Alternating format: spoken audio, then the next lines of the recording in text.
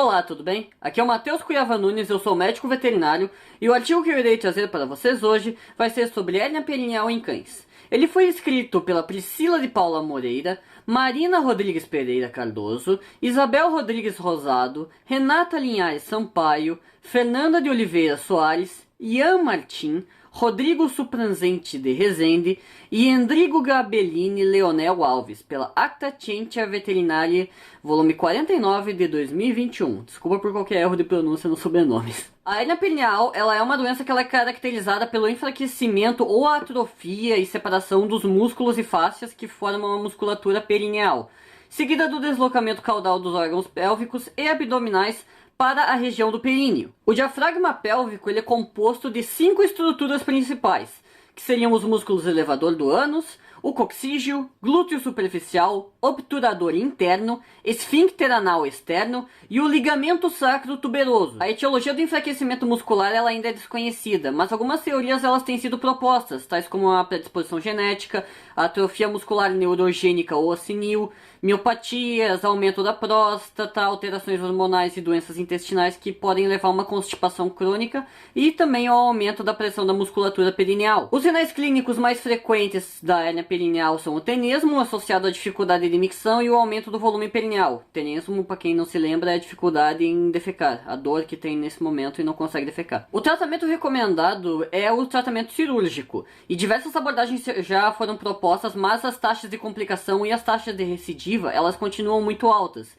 E com isso seria de grande valia um estudo que pudesse comparar as diferentes técnicas disponíveis e que pudesse identificar as vantagens e desvantagens de cada uma das abordagens. E o objetivo tanto desse estudo foi avaliar 120 casos de hérnia perineal atendido no Hospital Veterinário de Uberaba, salve Uberaba, no período de 2005 a 2020, abordando os aspectos clínicos, aspectos cirúrgicos, pós-operatório, buscando identificar os fatores mais relevantes para a melhoria do atendimento e no tratamento de futuros pacientes acometidos com a doença. Dentre os 120 casos de hérnia perineal, 96% deles eram machos, dos quais apenas 11% eram castrados e 3% eram fêmeas não castradas. A faixa etária mais acometida foi por volta dos 12 anos de idade, correspondendo a 15% dos casos, e a maioria dos pacientes eram geriátricos, com uma idade acima de 8 anos.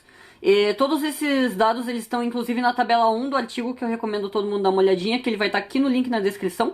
E além disso ele é um artigo que vai estar em português, então para quem acompanha esses vídeos, para quem quer ver um artigo que não sabe inglês e tudo mais, esse é um artigo que está em português e o ponto que ele está em inglês é somente o resumo. Então, vê lá que vale a pena. E ela também foi mais frequente em cães com o peso entre 5 e 10 quilos, que representou 34% de todos os pesos do artigo, e em cães sem raça definida, que foi mais da metade, 51% dos cães. Além do aumento na região perineal, os sinais clínicos mais frequentes eles foram relacionados ao sistema digestório do paciente, que todos os sinais eles também estão na tabela 2, que eu só não vou falar porque senão não dá tempo de completar tudo nesse vídeo. E eu não gosto muito de fazer 2 vídeos porque fica meio chato. A hérnia perineal, ela ocorreu do lado direito em 41 animais e do lado esquerdo em 38, sendo que bilateralmente foi em 35 e 6 pacientes não foram informados qual foi o dos lados. E o conteúdo herniário, ele foi redutível em 63 cães e irredutível em 44. E 13 não foram informados. E desse redutível ou não, muito tem a ver se teve necrose das estruturas que estão envolvidas. Tipo, a hérnia ela é formada pelo anel, pelo saco herniário e pelo conteúdo herniário. E quando ela está encarcerada, ela não causa efeitos na circulação. Porém, se ela está estrangulada, ela tem o fechamento completo desse anel e acaba tendo comprometimento da circulação, que pode levar à dilatação das vísceras e à necrose das estruturas que estão envolvidas, por causa que não está chegando circulação no local. Daí sim que tu tem que remover o conteúdo, inclusive que tá com a hérnia. Senão, às vezes, tu pode simplesmente retornar o conteúdo sem nenhum problema. E embora o tratamento definitivo dessa hérnia seja cirúrgico, somente 69 dos 120 cães do estudo eles foram submetidos à herniorrafia de fato. Os demais 51 eles foram tratados de forma paliativa com fármacos, analgésicos, anti-inflamatórios, emolientes fecais, laxantes e antibióticos. Ou eles foram também operados em outras clínicas particulares que daí não constou no estudo em si. A técnica de herniorrafia simples com aproximação da musculatura perineal ela foi utilizada em 53% dos casos e a elevação do músculo obturador interno empregada em 46%. Duas técnicas para o fortalecimento do anel herniário foram empregadas, que seriam a sutura da tela de polipropileno em 11% e a sutura da túnica vaginal autógena em 17%. Técnicas para redução da pressão interna sobre a sutura também foram usadas, como a cistopexia em 2% dos casos, a deferentopexia em 17% dos casos, colopexia em 20%, e a combinação de técnicas e frequência com que elas foram empregadas, elas estão identificadas na tabela 3 do artigo. Em relação ao conteúdo herniário na hora da cirurgia, foram observados a bexiga em 76% dos casos, a próstata em 49%, o reto em 43%, o intestino delgado em 40%, o aumento em 30% e gordura retroperineal em 27% de todos os casos. Para a aproximação da musculatura perineal durante a cirurgia, foram utilizados o nylon em 63% dos pacientes, como o maior número de vezes também. As recidivas elas foram mais frequentes em pacientes que fizeram a hernioraquia simples. E as complicações mais frequentes foram a deiscência parcial de sutura, que foi a que mais ocorreu em 16 casos, e as outras, para não gastar tanto tempo assim, estão na tabela 5 do artigo, mas teve secreção serosa pós-operatória, seroma, secreção purulenta, e dentre outras. E como eles mostraram nesse estudo, e como é relatado inclusive por outros profissionais em outros estudos, a hérnia perineal ela cometeu quase que exclusivamente cães machos geriátricos e eles não estavam castrados.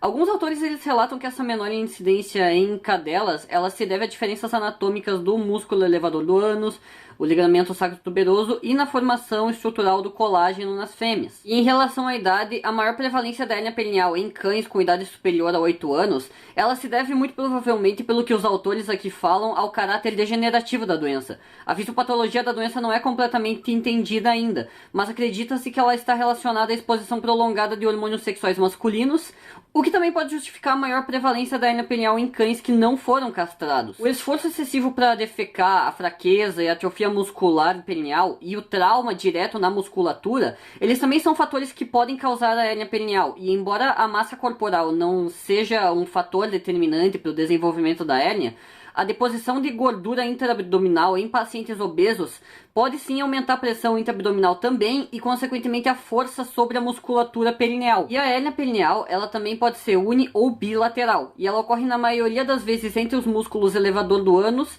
e o músculo coxígeo. A manifestação da hérnia unilateral, ela foi a mais frequente nesse estudo e o lado direito foi o mais afetado. Mas ainda assim pode variar muito conforme cada estudo apresentado. E também diversas técnicas cirúrgicas já foram propostas para o tratamento da hérnia perineal em cães. A técnica ela se baseia principalmente na reconstrução da musculatura perineal por meio de ou suturas ou retalhos musculares, membranas biológicas, telas sintéticas e na redução da pressão sobre o períneo por meio da fixação cirúrgica de estruturas abdominais, como o cólon, o ducto deferente ou a bexiga. E a heliorrafia simples ela foi a mais empregada nos pacientes desse estudo, que ela visa assim a aproximação dos músculos perineais que foram separados durante a atrofia e protusão dos órgãos. No entanto, essa técnica ela também apresentou o mais alto número de complicações, sendo que ocorreu em 25% dos pacientes, quando foi utilizada de forma isolada.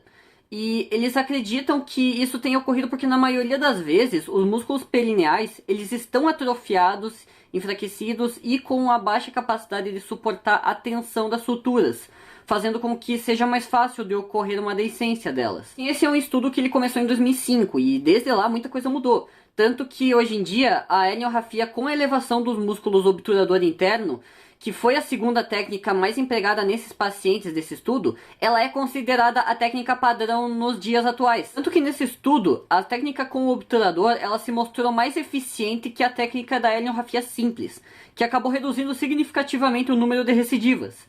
A elevação do obturador ele permite um melhor recobrimento da musculatura do períneo e acaba tornando mais forte em sua porção ventral e reduzindo a tensão nas suturas também. A utilização do obturador na reparação da hérnia perineal tem uma grande vantagem em relação do uso dos outros grupos musculares.